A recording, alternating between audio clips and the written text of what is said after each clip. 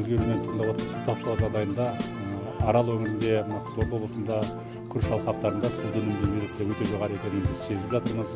Оны тек қана осы шаруашылықтардан соңы мемлекет үкімет тарапынан сезініп, соңғы бір айдың ішінде осы премьер-министрден бастап су шаруашылығы министрі, ауыл шаруашылығы министрі, басқа да экология министрлері келіп қайта келіп осы проблеманың неден туындады шешу жолдарына біраз жұмыстар жасалып жатыр. Бұл бағытта осы күріш институты ғалымдары төмендегідей су үнемдеу технологиясын ұсынып отыр. Ең бірінші ол сөз жоқ, ол күріш атсыздарын лазерді тегістеу. Жалпы айтар едім, болса су үнемдеу технологиясын кешенді түрде қолдану керек. Мысалға лазер тегістеп қойып, суару каналдарын жаңағыдай тазаланбаса, немесе автоматтандырылмаса, ол үнемделмейді. Ол кешенді түрде, яғни күріш атсыздарын лазерді тегістеу, бірінші каналдарды тазалау, гидротехникалық құрылыстарды осы заманауи талаптарға сәйкестендіру, автоматтандыру, су есептеуді, және де осы мына күріш алқаптарындағы күріштің үлесін осы ғылыми негізделген ұсыныстарға сәйкес азайту күріштің үлесін.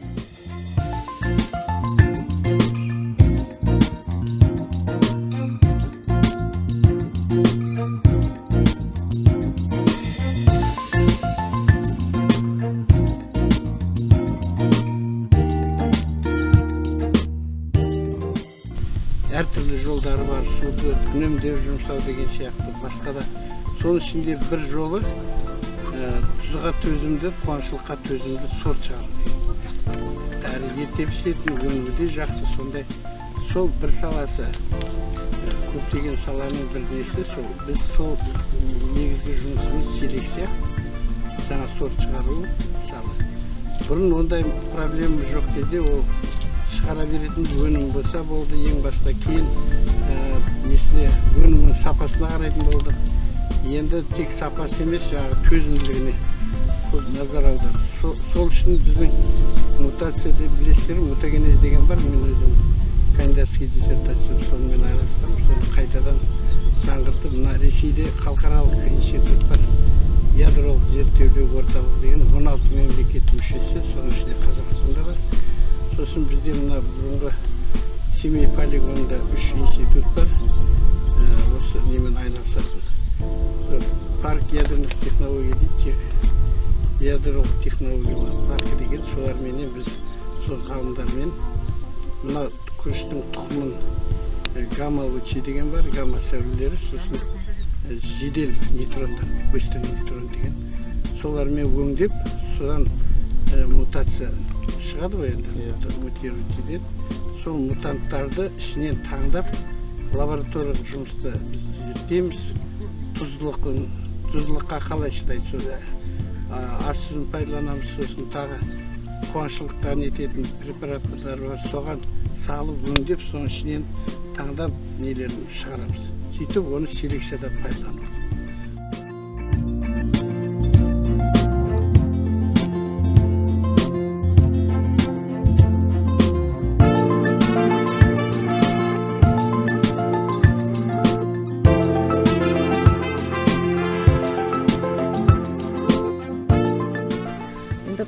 Селекция ол негізінде бірнеше питомниктен тұрады. Ол коллекциялық питомнигі бар, будан питомнигі, бақылау питомнигі, конкурс сорт сынау питомнигі. Әр питомникте кем дегенде 3 жыл керек. Сондықтан бір сорт шығару үшін дәстүрлі селекция деп айтамыз. Яғни классикалық селекция әдісімен шығарғанда 15 жыл қажет етеді бір сорт шығару үшін. Сондықтан селекция процесі осындай үздіксіз процесс болу керек. Сол кезде ғана біз жыл сайын бір сорт шығара аламыз. Енді қазіргі таңда біздің институт осы Қазақстан Республикасындағы осы күріштің ұлттық генофондың сақтау орталығы болып саналады, жалғыз орталығы. Сондықтан біздің институтта осы генофондты сақтауға үлкен назар аударамыз. Қазіргі таңда ұлттық генофондта 1000-нан астам осы әлемдік коллекциясынан жиналған сорт үлгілеріміз бар. Ол не үшін жинақтаймыз? Ол өйткені бастапқы материал болып саналады. Сол бастапқы материалдан біз будандастыру арқылы сорттарды шығарамыз. Қазіргі таңда өздеріңіз көріп тұрғандай, осы конкурс сорт сынау питомнигінде 10 сорт үлгілеріміз бар. Ол әр қайсысы осы сорт кандидат болып есептелінеді. Осы жылы ең көп алынған тұқымнан осы пока ол номер болып есептелінеді. Осы номерді біз мемлекеттік сорт сынау инспекциясына ұсынамыз. Оған атын қоямыз, есімін қоямыз деген сияқты құжаттарды жинаймыз.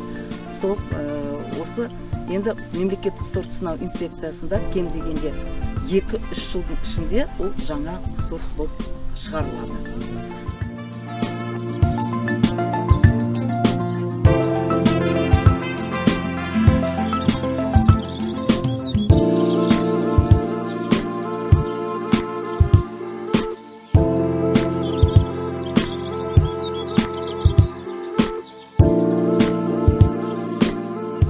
Мынау көріп тұрған міне алқаптарыңыз күріш институтының осы алқабы. Осының ішінде ана жерде жаңа көрсеттік. Осы 4-5 жылда бізде жаңа сорттарды шығарып келе жатырмыз. Міне мынау тұрғанымыз жаңа сортымыз. Біз бұрында да жаңа шыққан сортты мынау сыр сұлуын ектік. Қазір 240 гектар жерге егіп, осыдан жақсы өнім алып, келесі жылы осы өнімді осы бүкіл облысқа таратамыз деген алда мақсат бар.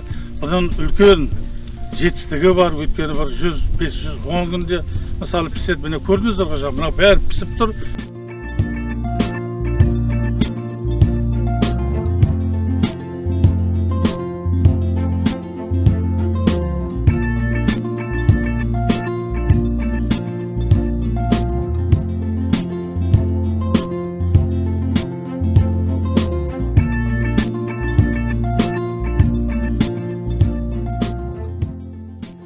Біз мына сыр сұлуын осыдан 5-6 жыл бұрын ектік. Осы әдепке еккендердің біріміз. Бір 5 гектар жерге жаңа бастадық, әдепкеде тұқымын алып. Сөйтіп жаңа көбейтіп. Бірінші жылы 70-тен өнім алдық жаңа егілген жерде. Өте жақсы өнім берді. Одан кейінгі жылдар сол ауа райының қолайсыздығы ма әйтеуір өніміміз азая берді.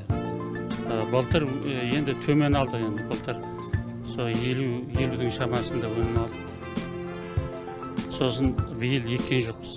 Бір шамалы бір жерге егіп қалдырды, енді тұқымға бірдеңе қалсын. Бірақ мына нарықта сатуға ең қолайлы күріш осы.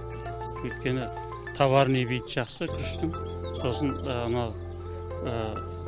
тамаққа, кашыға, палауға бәріне жүре беретін жақсы күріш. Қазір енді пісу шығымы жаңа айтып тұрмын ғой. Сол 70-тен бірінші жылдар 70-тен өнім алғанбыз. Содан сол бірте-бірте азайып сол. Енді бұлай күріш жақсы күріш, өзін бұлай басқа күрішке қарағанда. Енді біз ана өнімді азалғанмен соны сату бағасымен келеді. Сондай жақсы күріш, енді оны басқа айтатын жоқ.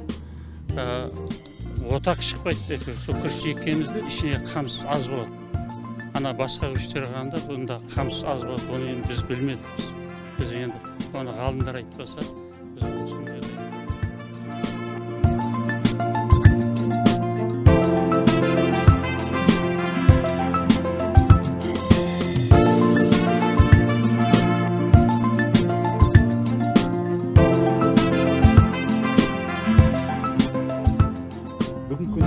Қызылорда облысы бойынша осы негізгі жаңағы жылына 80 мыңнан орташа есеп егетсе, соның 70-80% ресейлік сорттар. Лидер, янтар және басқа сорттар, олардың вегетациялық кезеңі 120-125 күн. Ал қазір вегетациялық кезең қысқа, біздің күріш институты 105-110 күріштерге ұсынып отырмыз. Ол біріншіден, яғни вегетациялық кезең қысқа болған сайын суды да аз пайдаланады осынан. Енді биылғы жылы осы біздің күріш институты осы 240 гектар жерге сыр сұлуын егіп, осы әр гектарынан жоспар бойынша 50 тоннадан жақсы тұқым алып, облысқа тарату жұмыстары жүргізудеміз. Екінші мәселе мына су беруді автоматтандыру. Жаңа семинар барысында айттым, қазір біздің күріш жүйесіндегі күріш алыстары 2-2,5 гектар болса, әрбір сушыға 25-30 гектар жер беріледі. Ал сушы вегетациялық кезеңде олардың атсыздарға суды суару бастыру режиміне байланысты ашу үшін оларға көп қиындықтар туғызады. Қаппен жабады, қаппен ашады. Біздер қарапайым осы құбырларды жасаған ұсынып отырмыз, соны ендіруді біз ұсынып жатырмыз қазір. Екінші мәселе мына мамандар мәселесі.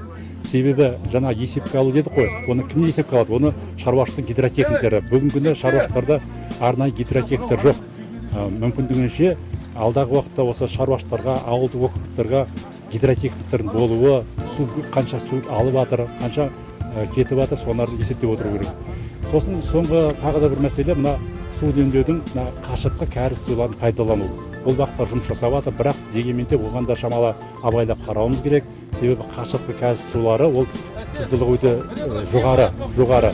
Сондықтан бірыңғай ол қашыртқы сулармен осы жыл сайын суғара берсек, сол судың құрамындағы тұздар атыз бетінде сақталып, бір 5-6 жылдан кейін ол жерлердің топырақ тұздылығы көтеріліп кетіп, мысалға басқа дақылдар егуге, күрішімізге де қиындық туғызады.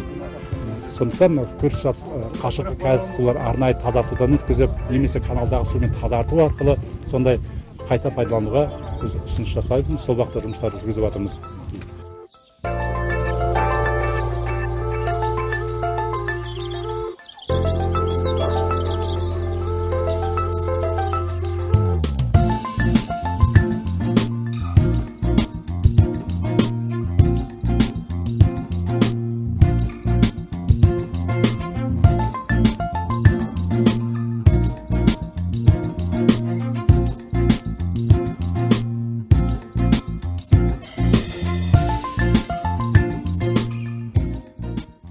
Жақсы нәтиже алуымызға біздің көзіміз жетті ғалымдар. Бұны тек қана өзінің барлық технологиясын ескеріп егу керек. Жерді жақсылап қазір Қызылорда облысы айтып жатыр ғой, жерді тегістеп, бөліп суды мысалы теп-тегіс жерге ексен, жақсы өзінің қажетті өсімдікке қажетті өзінің тамағын берсек, бұна біз 80-90 центнер гектарын аламыз ба деген үлкен алдымызда мақсат бар. Өйткені біз лабораторияда тексеріп көргенбіз. Өткен лаборатория тексеріп көргенде сондай гектарда сондай мол өнім берді. Міне соны біз енді осы өндіріске шығаруымыз керек. Біздің енді алдағы уақытта институттың ең бірінші мақсатымыз материал-техникалық базасын жақсарту. Соған біз барлық құжаттарды дайындап алдағы уақытта сол материал-техникалық жақсартуға қажетті құрал-саймандарды, техниканы аламыз ба деген мақсат бар. Соны міне биылғы жылы соны алатын болса, келесі жылы біз Құдай қаласа сондай уражай алатын мына сыр суынан мүмкіндік